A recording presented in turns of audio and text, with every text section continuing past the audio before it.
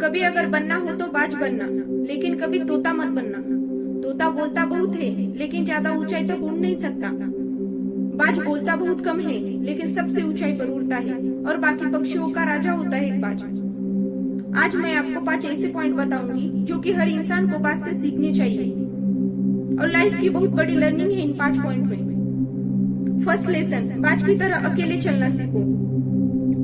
बाज अकेले उड़ता है और बाकी पक्षियों के मुकाबले सबसे ऊंचाई पर उड़ता है। बाज अकेले उड़ेगा, लेकिन कभी भी चिड़िया और छोटे पक्षियों के साथ नहीं उड़ेगा।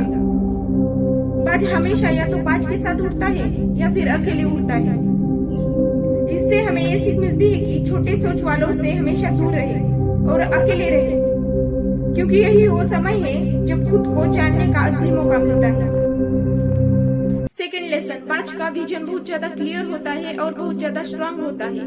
बाज अपने शिकार को 5 किलोमीटर दूर से ही देख लेता है और जब एक बार उसे अपना लक्ष्य दिख जाता है तो फिर उसके बाद रास्ते में चाहे कितनी भी मुश्किलें क्यों ना आए, वो लक्ष्य को हासिल करने के बाद ही दम लेता है।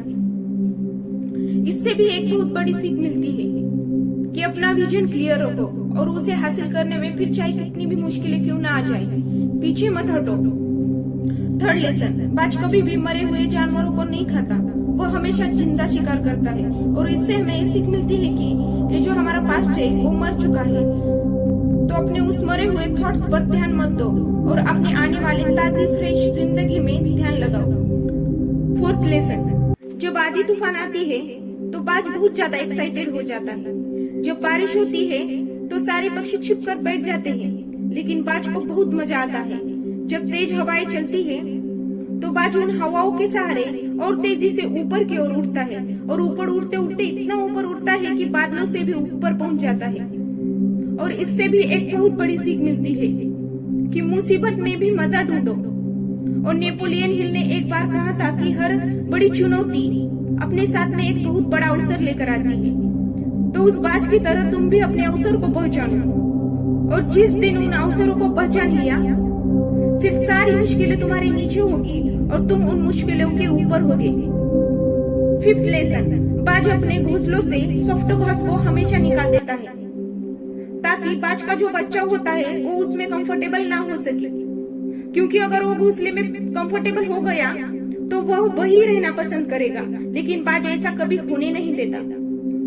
बाज एक पक्षी है और उसे भी एक बात पता है कि कंफर्ट जोन में कोई ग्रोथ नहीं होती, लेकिन हम तो इंसान है ना, और इंसान होने के बावजूद कई सारे लोग इस बात को समझते ही नहीं है। आप जितना ज्यादा कंफर्ट जोन में रहोगे, आपकी लाइफ आने वाले टाइम में उतनी ही अनकंफर्टेबल हो जाएगी। तो उम्मीद करती हूँ कि आपको ये मोटिवेशन पसंद आया होगा, तो वीडियो को कर दीजिए लाइक और सब्सक्राइब। जय हिंद, जय भारत।